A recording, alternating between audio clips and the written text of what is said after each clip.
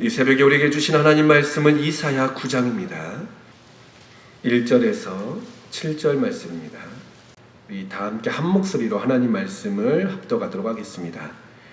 전에 고통받던 자들에게는 흑암이 없으리로다. 옛적에는 여호와께서 스불론 땅과 납달리 땅이 멸시를 당하게 하셨더니 후에는 해변길과 요단 저쪽 이방의 갈릴리를 영화롭게 하셨느니라. 흑암에 행하던 백성이 큰 빛을 보고 사망의 그늘진 땅에 거두었던 자에게 빛이 비치도다.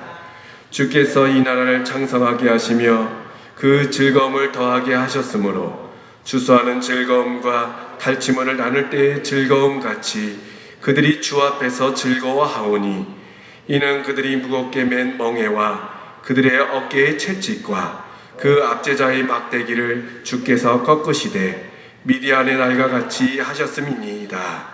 어지러이 싸우는 군인들의 신과 피 묻은 겉옷이 불의 섭같이 살라지리니 이는 한 아기가 우리에게 낳고 한 아들을 우리에게 주신 바 되었는데 그의 어깨는 정사를 메었고 그의 이름은 기묘자라 모사라 전능하신 하나님이라 영존하시는 아버지라 평강의 왕이라 할 것임이라.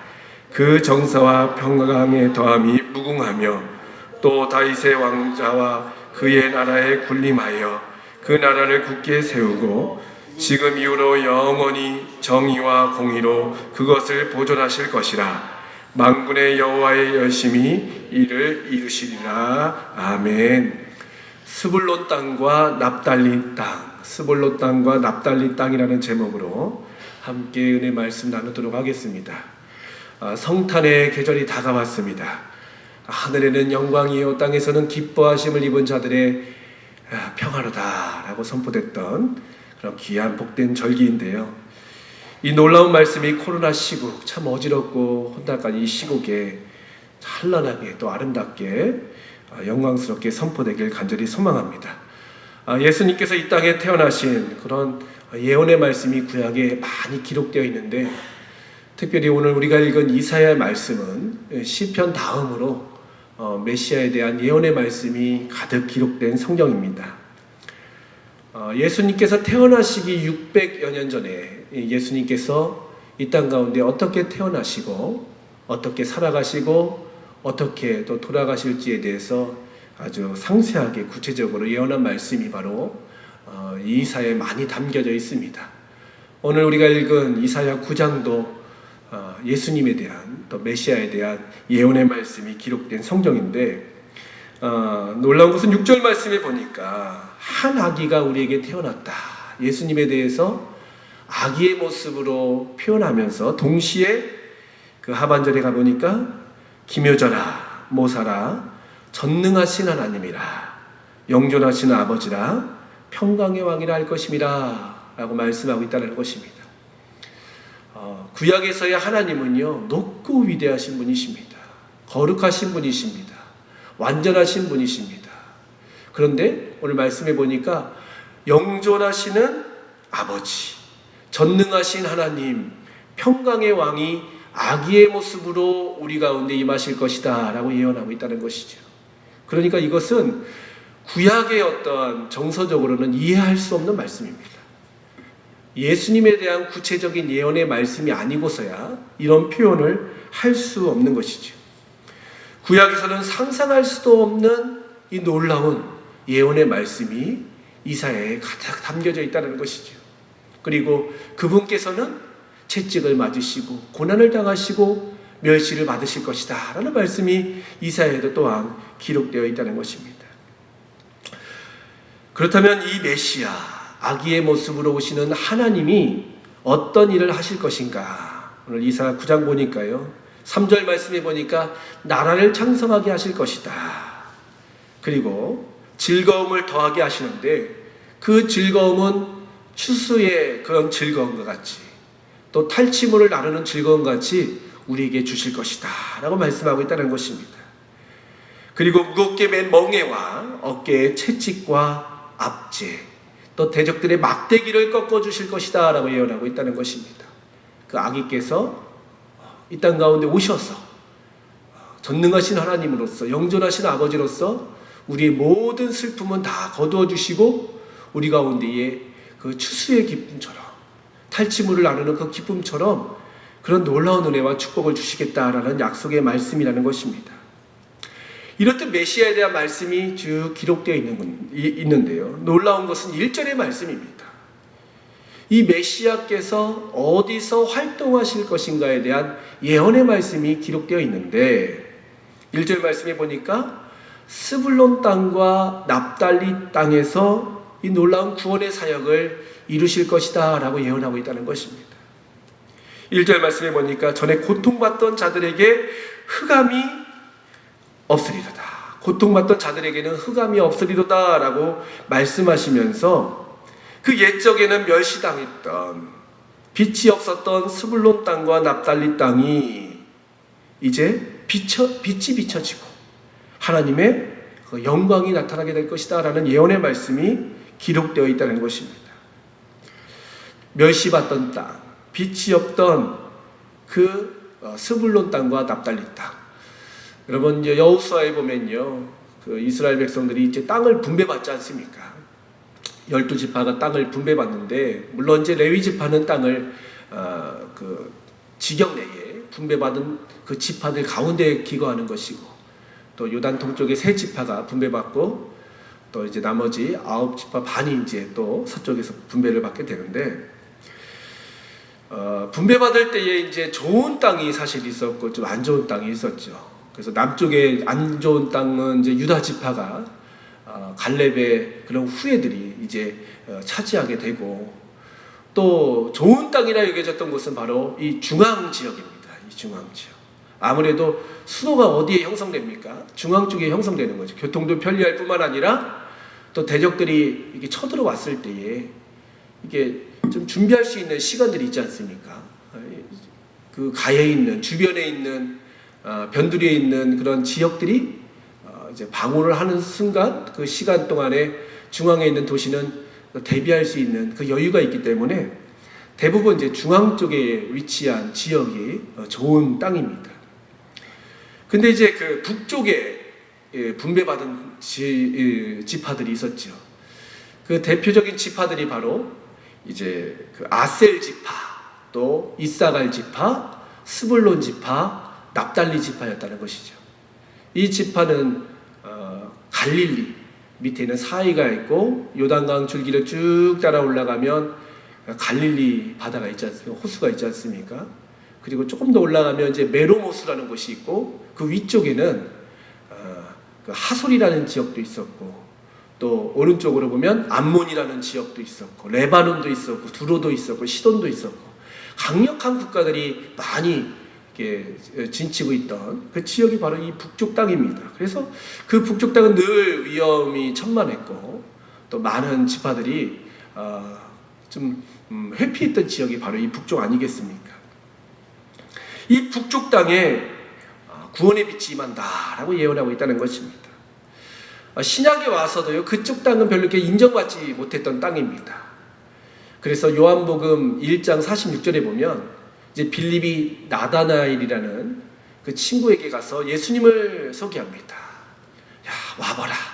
예수님이 우리 가운데 오셨다. 메시아가 오셨다 할 때 나다나엘이 뭐라고 하냐면 나사렛에서 무슨 선한 것이 나겠느냐 이런 말씀하거든요.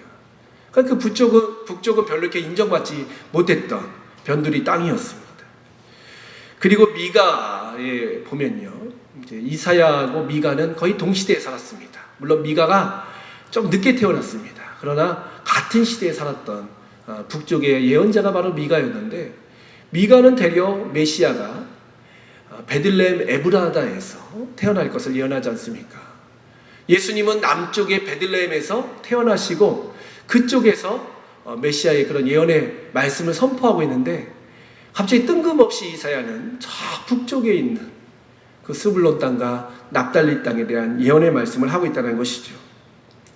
베들레헴과 그 납달리 땅, 그 갈릴리 지역은 직선거리로 한 120km 정도, 그리고 걷는 그 도로에 따라가면 한 150km 정도 되는 먼 곳입니다. 여기서 150km라면 뭐 제주권은 다 포함되지 않겠습니까? 육지에서도 150km면요. 서울에서 거의 뭐 원주거리 뭐 이렇게 먼 그런 거리입니다. 그 먼 곳에 동떨어진 지역에서 구원에 놀라운 그 예언의 말씀을 하고 있다는 것입니다.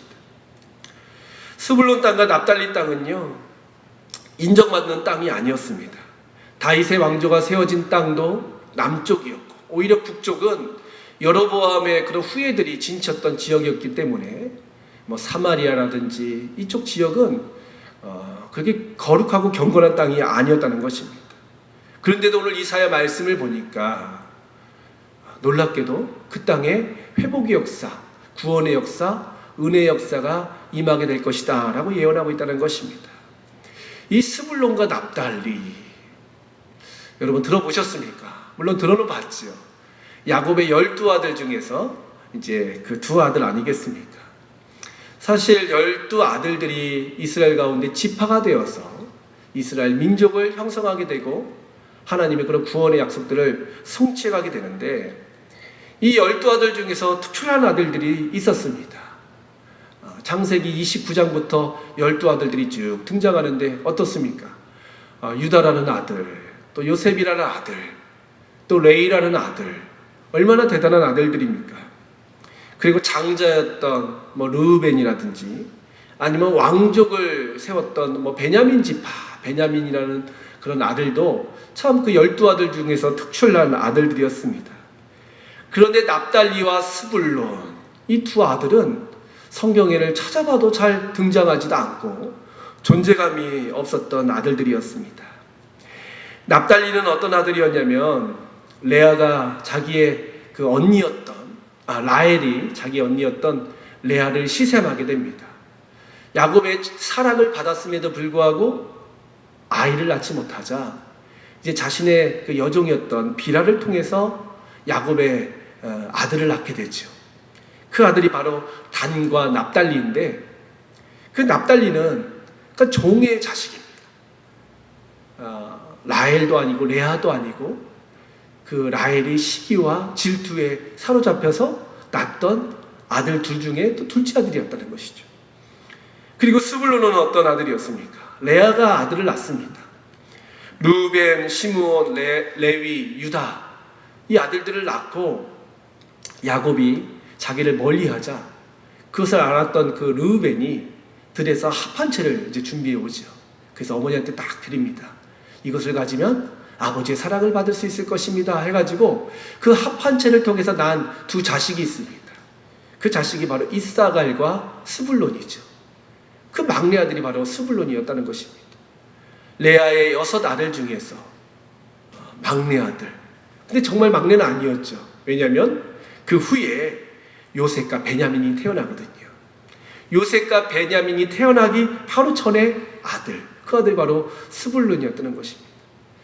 여러분, 형제가 여럿이 있으면요, 큰 아들이나 막내 아들은 그래도 사랑을 어느 정도 받는데 중간에 끼인 아들들은 좀 이게 뭔가 존재감이 없지 않습니까? 그렇듯이 이 스불론은요, 이 존재감이 그렇게 큰 아들들이 아니었다는 것이죠. 실로 뭐 스토리가 있는 아들들도 아니었고, 그렇다고 위치가 또 대단했던 아들들도 아니었다는 것입니다. 그런데 또 하나님께서는 이사갈과 납달리와 스불론을 택하셔서 이곳 가운데에 놀라운 구원의 역사를 나타내 주셨다는 것입니다. 근데 놀라운 것은요, 성경은 반드시 인과관계가 있다는 것이죠. 까닭없는 축복은 없습니다. 물론 첫 번째 선택은 하나님의 은혜, 하나님의 전적인 사랑, 또 전적인 능력으로 말미암아 우리가 택함을 받지만요, 택함받은 자녀들이 축복을 받는 것은 어떤 스토리가 반드시 있어야 된다는 것이죠.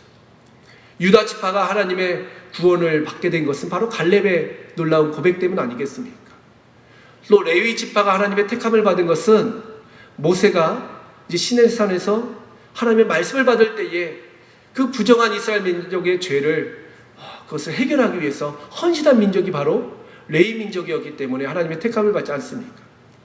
이렇듯 성경은요, 인과관계가 있다는 것이죠. 하나님을 사랑하는 자에게는 천대까지 은혜를 주시지만 하나님을 거역하고 하나님을 떠난 그런 사람에게는 벌이 임한다. 이것이 바로 성경의 인과관계 아니겠습니까? 그러면 스불론 땅과 납달리 땅이 왜 하나님의 축복을 받았을까? 성경을 자꾸 찾다 보면요, 이 스토리가 자세히 기록되어 있지 않습니다. 그런데 딱 한 곳에 이 납달리와 스불론 지파의 놀라운 헌신이 기록되어 있습니다. 그곳이 바로 어디냐면 사사기 4장과 5장의 말씀이라는 것이죠. 사사기에는 12사사가 등장하는데 그 중에 네 번째 사사는 바로 여사사 드보라였습니다. 이 여사사 드보라의 그러한 기록은 사사기 4장과 5장에 자세히 기록되어 있는데, 바로 4장에는 구원의 사건이 기록되어 있고 5장에는 그 구원을 주신 하나님의 능력을 찬양하는 드보라의 노래가 기록되어 있습니다. 이스라엘 백성들이 가나안 땅을 분배받았지만 여전히 심한 학대와 또 고통에 빠지게 됩니다. 주변 그런 열국들이 일어나서 방종하는 나태한 이스라엘 백성들을 괴롭히게 되는데, 이 드보라 사사 때도 이제 북쪽에 있던 가나안 왕 하솔에 거주하던 야빈이라는 사람이 일어나서 이스라엘 백성들을 학대하게 됩니다. 얼마나 학대가 심했는지 그 이스라엘 백성들이 심히 고통 속에 있었다, 학대 속에 있었다라고 기록되어 있습니다. 이때 하나님께서는 여사사 드보라를 일으키십니다. 여러분, 예나 지금이나 여자들은 섬세하고 정말 예리하지만 힘이 있고 강한 그러한 사역들을 하기는 좀 어렵지 않습니까? 근데 하나님께서는 이 사사로 여자를 일으키셨다는 것이죠. 이 사사는 두 가지의 직무가 있었는데, 한 가지의 직무는 재판이었습니다. 또 하나의 직무는 바로 전쟁에서 민족을 이끄는 역할을 했다는 것이죠.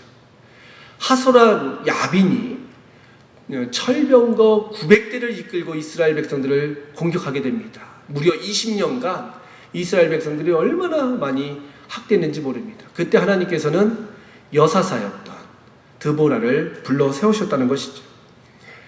드보라는 전쟁에 나가서 싸워야 됐지만 성경에 자세히 기록되어 있지 않지만요, 여인의 몸이었기 때문에 아마 민족을 이끌고 나가서 전쟁하기는 좀 어려웠던 것 같습니다.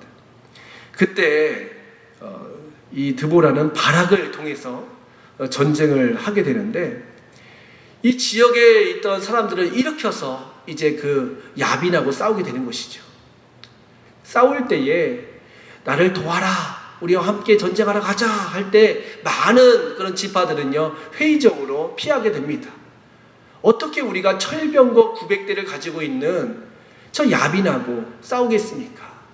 군대 장관 시스라는 잔인한 사람입니다. 우리는 싸우지 않겠습니다. 거부하고 거절할 때에 그 여자의 부름, 또 바락의 그런 앞서는 모습 가운데 따랐던 지파가 바로 이 스불론 지파와 납달리 지파였다는 것이죠.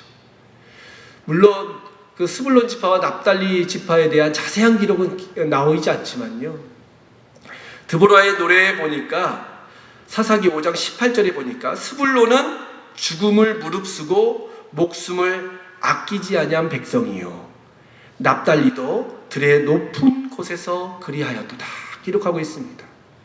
스불론 지파와 납달리 지파는 목숨을 아끼지 아니하고 하나님께서 부르시는 그 구원 사역 가운데에 응답하게 되었다는 것입니다.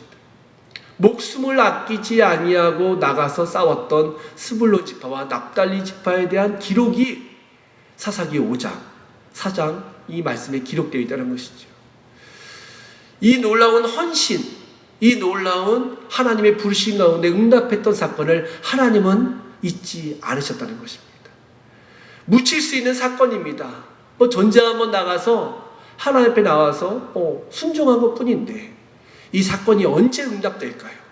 사사기를 거쳐서, 이사야를 거쳐서 무려 1000년 이상, 1300년이 지난 그 땅 가운데에 하나님은 이 구원의 약속을 기억하시고 놀라운 축복으로 응답해 주셨다는 것입니다.